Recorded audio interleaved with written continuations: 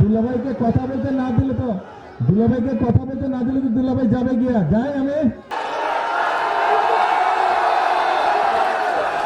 বিসমিল্লাহির রহমানির রহিম। প্রিয় এলাকাবাসী, প্রিয় মুরব্বীবর্গ, প্রিয় মা বোনেরা, আসসালামু আলাইকুম। কেমন আছেন সবাই? ভালো আছেন? আলহামদুলিল্লাহ। এই যে আজকে আপনাদের এখানে আসলাম, কেন আসছি জানেন? কেন বলেন তো? খাল খনন। হ্যাঁ, কয়েকটা কর্মসূচি আছে, কিন্তু এইটা এখানে এই এলাকায় আপনাদের এই ইউনিয়নে কর্মসূচিটা হচ্ছে এই যে বাসিয়াতে যে নদীটা আছে, এখানে যে খালটা, এটা সেই ৭৭ সালে শহীদ রাষ্ট্রপতি জিয়া রহমান এটা খনন করেছিলেন।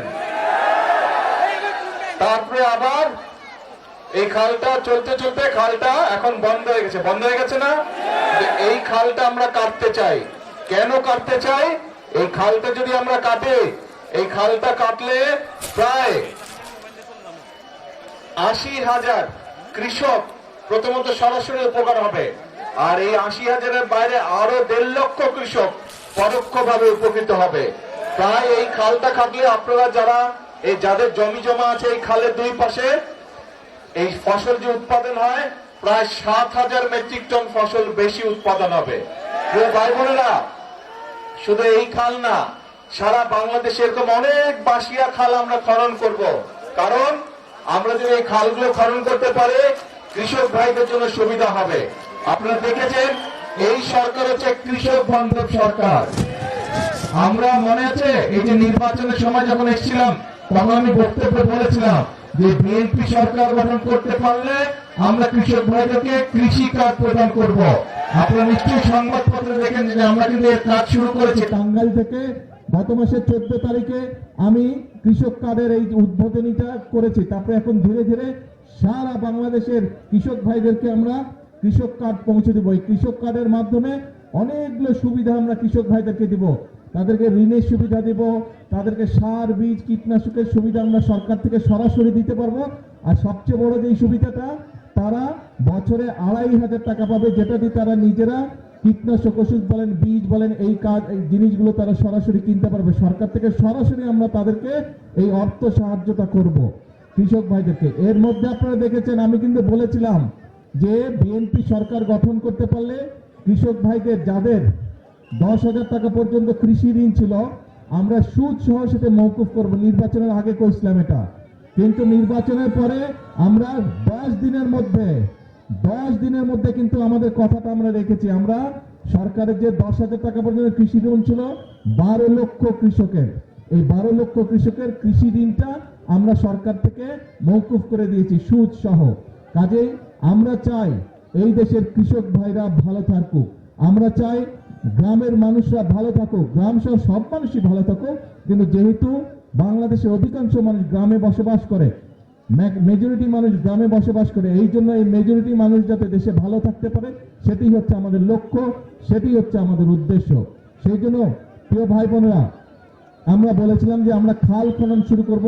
দেখেন আজকে এই এলাকায় আমরা এই বাসুয়া খাল খননের মাধ্যমে, পুনর্খননের মাধ্যমে খাল খননের কাজ শুরু করলাম। এর মধ্যে দেশের অনেকগুলো জায়গায় প্রায় ৬০টার মতন জেলায় এর মধ্যে খাল খনন শুরু হয়ে গেছে। এই খাল খনন এবারই শেষ হবে না, এটা প্রায় ৪০ কিলোমিটার, তার মধ্যে ২৩ কিলোমিটার খাল আমরা পুনর্খনন করব। এবং এই ২৩ কিলোমিটার খাল পূরণ করতে আমাদের ২টো শুকনো মৌসুম লাগবে। এই এখন শুরু হলো, কিন্তু এখন তো বর্ষা শুরু হয়ে গেছে, এবছর তো আর শেষ হবে না, কিন্তু এই বছর নভেম্বর থেকে আবার আমরা খাল খনন শুরু করব শুকনা মৌসুমটা শুরু হলে। এবং ইনশাল্লাহ আগামী বছর আমরা চেষ্টা করব এই ২৩ কিলোমিটার খাল সম্পূর্ণভাবে আমরা পুনর্খনন করতে। তার ফলে দুই পাশে যেরকম মানুষগুলো, কৃষক ভাইরা পানির সুবিধা পাবে, একইভাবে এলাকার মানুষরা পানির সুবিধা পাবে। এবং শুধু খাল খনে না, এই খালের পাশ দিয়ে দুই পাশে ২৩ কিলোমিটার দুই পাশ দিয়ে খালের দুই পাশে আমরা প্রায় ৫০,০০০ গাছ আমরা বৃক্ষরোপণ করব। আমরা যে বৃক্ষরোপণ করলে খালটাকেও ধরে রাখতে পারবে, এলাকার মানুষেরও বসার জায়গা হবে গাছের তলায়। এবং আমরা চেষ্টা করব সেখানে বিভিন্ন ফলাদি গাছও রোপণ করতে, যাতে করে এলাকার মানুষ ফল ফলাদি খেতে পারে। কি ভাই আছেন নাকি এই কাজে? ঠিক। এখন এই যে যেই কাজগুলো আমরা করব, এই কাজগুলো উপকার হবে কার?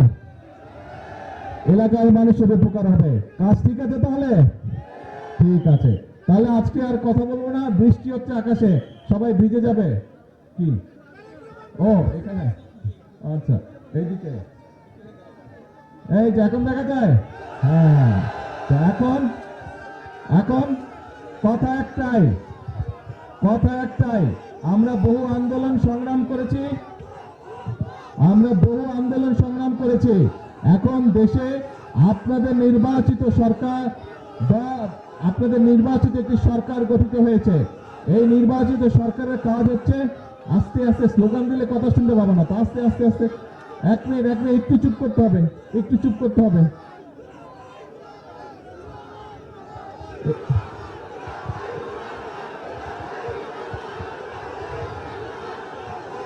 তো দুলাভাইকে কথা বলতে না দিলে তো, দুলাভাইকে কথা বলতে না দিলে তো দুলাভাই যাবে গিয়া, যাই আমি কথা বলবো না, যাবো।